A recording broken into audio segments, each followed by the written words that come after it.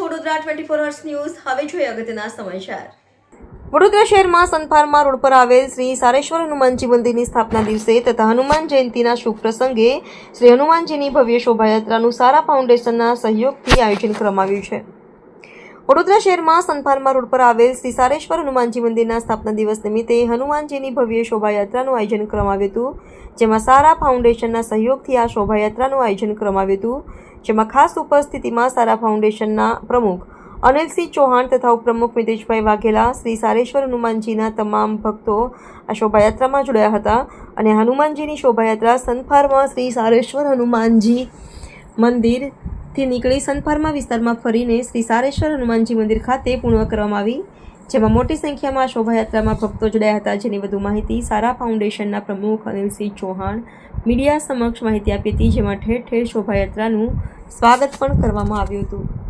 Sun Pharma road પર સ્થિત સારેશ્વર હનુમાનનું મંદિર જે સનફાર્મા રોડના જે રહીશો છે એમનું આસ્થાનું કેન્દ્ર છે ને દર વર્ષની જેમ આ વર્ષે પણ હનુમાન જયંતિના દિવસે અમે ભવ્ય ભંડારાનું આયોજન કરેલ છે અને આજે